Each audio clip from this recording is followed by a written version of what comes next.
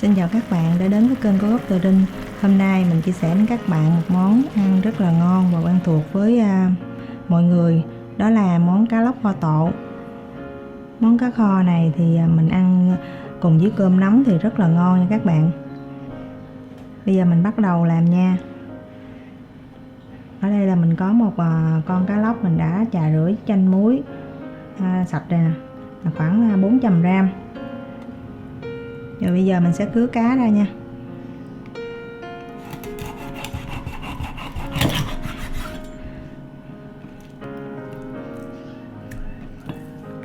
Mình sẽ cứa khoanh dày khoảng 2 cm nha các bạn.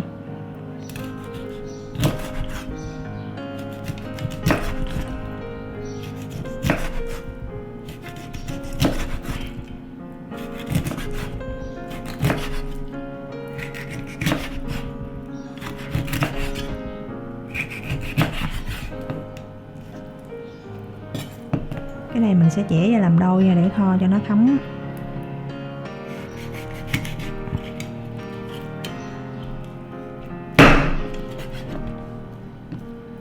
Rồi bây giờ mình sẽ đem mình rửa sạch lại một lần nữa cho nó sạch mấy cái máu nè, trong cái đường xương sống nè. Thì mình sẽ đem kho nha. Rồi cá mình đã rửa sạch rồi nè, mình sẽ để qua một bên cho nó ráo nước nha. Thì mình sẽ đem đi kho. Thì bây giờ mình sẽ xay hành của hành tím với tỏi, khoảng 20g hành tím, 10g tỏi. Rồi các bạn xay hoặc là băm nhuyễn thì cũng được nha.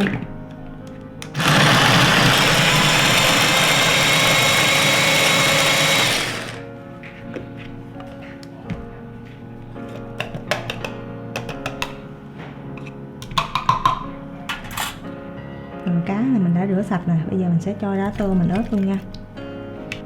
Giờ mình cho vào đây là 1 muỗng cà phê muối, khoảng nửa muỗng cà phê bột ngọt, 1 muỗng canh đường,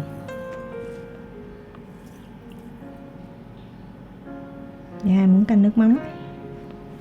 Giờ mình sử dụng là 1/2 hành tỏi xay nha, mình ướp cá. Rồi mình sẽ trộn đều lên nha.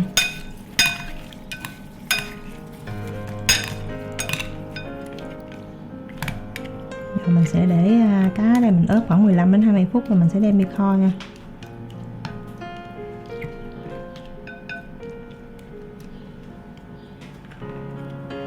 Rồi cá mình đã ướp được 15 phút rồi, bây giờ mình sẽ đem kho nha.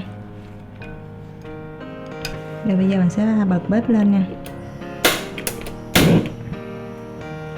Rồi mình cho vào đây là 2 muỗng canh dầu ăn nha.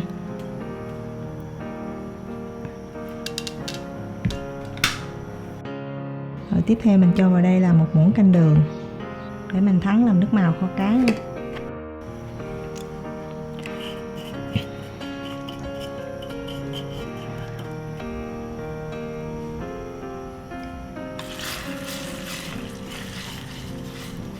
Mình để mức lửa vừa vừa thôi nha các bạn.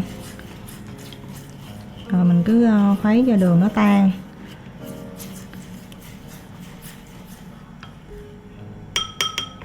Khi nào đường mà nó bắt đầu nó sủi bọt lên,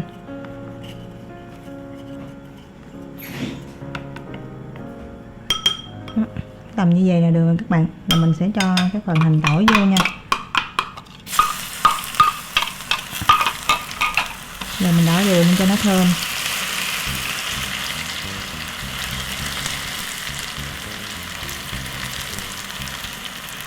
Rồi cái phần hành tỏi nó thơm rồi mình sẽ cho cá vào nha.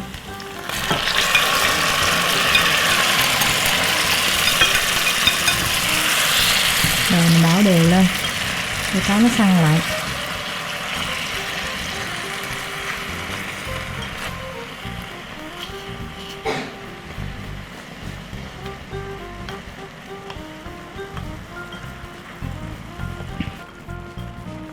Lật đều cho miếng cá nó săn hết nha, nó săn các mặt.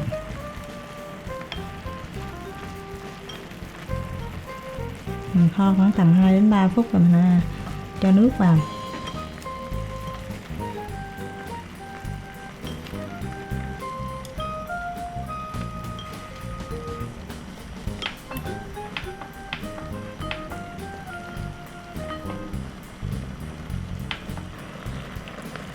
Rồi mình kho đã được khoảng 2 đến 3 phút mà cá nó đã săn rồi nè. Rồi mình sẽ cho nước vào nha. Mình cho khoảng tầm 2/3 chén nước nha các bạn. Xăm sắp cá là được. Rồi mình sẽ cắt ớt vào luôn nha.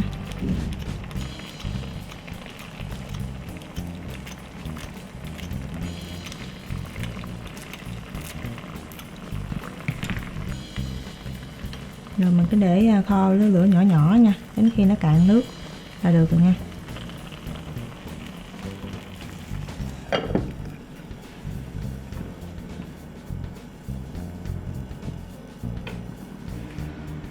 Rồi cá mình đã đậy nắp mình kho được 15 phút rồi nè. Rồi bây giờ mình sẽ mở nắp ra, mình trở cá lại.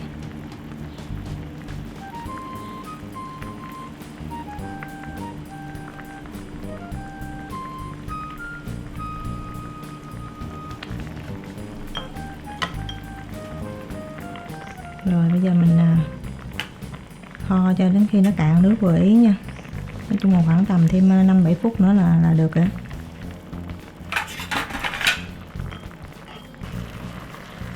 Rồi cá mình đã kho được thêm khoảng 5 phút rồi nè.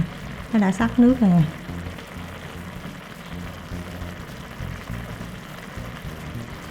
Trứng cá rất là chắc.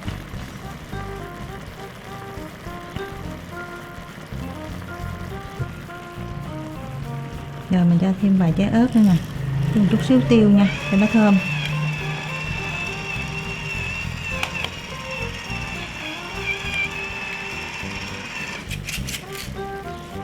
Rồi mình tắt bếp luôn nha. Rất là thơm luôn.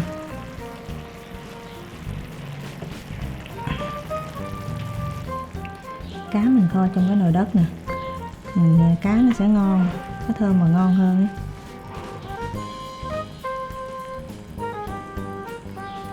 Giờ mình đã kho xong món cá lóc kho tộ nè các bạn. Món cá nó là rất là chắc và ngon, màu nó đẹp, nhìn rất là bắt mắt. Cái này mình ăn cùng với lại cơm nóng nó rất là ngon luôn á. Nếu các bạn yêu thích món cá lóc kho tộ này thì cho mình xin một like và bấm vào nút chia sẻ và đăng ký kênh ủng hộ mình nha. Xin chào các bạn, hẹn gặp lại ở các video tiếp theo nhé.